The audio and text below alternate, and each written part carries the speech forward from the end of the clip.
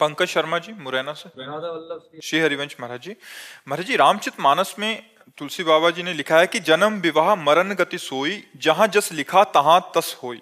महाराज जी व्यक्ति का जन्म मृत्यु और विवाह पहले से निश्चित है, फिर महाराज जी सुयोग्य पति या पत्नी की प्राप्ति के लिए भगवान शंकर या माता अम्बा जी की आराधना। भावी मेट सके त्रिपुरारी, ये भी तो लिखा है, जो तप करे तुम्हारी कुमारी तो भावी मेट सके त्रिपुरारी, ये भी तो लिखा है रामचरितमानस में। तो इसमें संशय क्या? अगर भगवान शंकर की आराधना की जाए, अम्बा जी की आराधना की जाए, तो जो भाग्य में लिखा हो उसको मिटार करके नवीन लिख सकते हो, भगवान है। जो तप करे तुम्हारी कुमारी तो भावी मेट सके त्रिपुरारी। यदि तपस्या की जाए और भगवान शंकर को प्रसन्न कर लिया जाए तो हमारे जो भाग्य में लिखा है उसको मिट सकते हैं। इतना तप होना चाहिए। हाँ, भजन तप के द्वारा ही तो भाग्य मिटेगा, ऐसे थोड़ी मिटेगा। तो इतना व्रत उपवास करके भगवान का नाम जप करना, भगवान शंकर को अभिषेक करना, अम्बा जी की आराधना करना, तो उससे सब बदल। भजन करने से सब ठीक हो जाता है। भजन न करे तो फिर कुछ नहीं ठीक होना। जो प्रारब्ध है वही बहुत सुख दुख भोगते हुए जन्म मरण की परंपरा बनी रहेगी। भजन करोगे सब ठीक हो जाएगा। चाहे राम का भजन करो, चाहे कृष्ण का भजन करो, चाहे शिव का, वो सब एक ही परम तत्व है। भजन से वारि मथे घृत होए बरु सिकता ते बरु तेल, और बिनु हरि भजन न भवतरी या सिद्धांत पेल।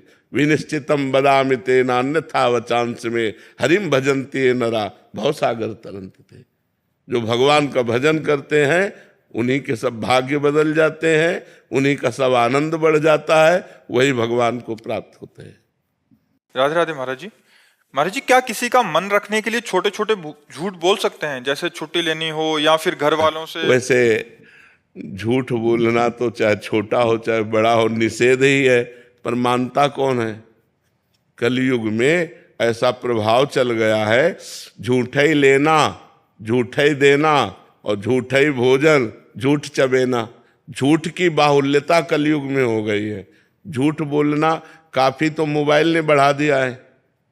बोले कहाँ हो? वो बोले इस समय हम आगरे में हैं, और बगल घर में।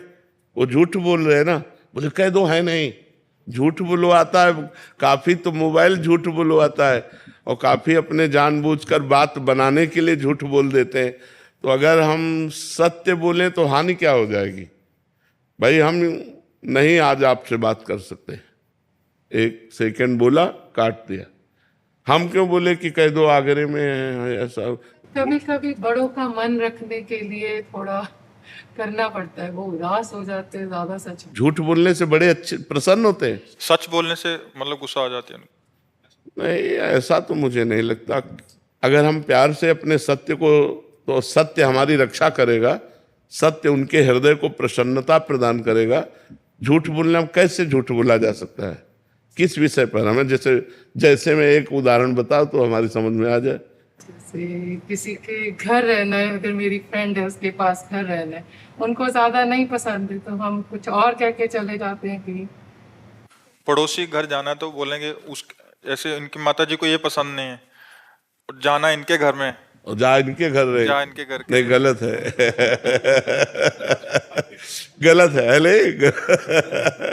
तो अगर हम अपनी गलती सुधारे तो ठीक है। झूठ बोलना इसे चालबाजी कहते हैं, इसको चालबाजी कहते हैं। झूठ बोलना, चालबाजी करना, कपट करना, ये गंदी बातों को हम अपने जीवन में ना रखें। सीधी बात है, आपको पसंद नहीं लेकिन हमारा कार्य है वहां तक जाना, तो आप क्षमा कीजिएगा, मैं वहीं जा रही हूँ जहाँ आप नहीं चाहती हैं, हमें जाना अनिवार्य है। वो थोड़ा उनको बुरा लगेगा, लेकिन उनको पता है मेरी बहू कहाँ गई है।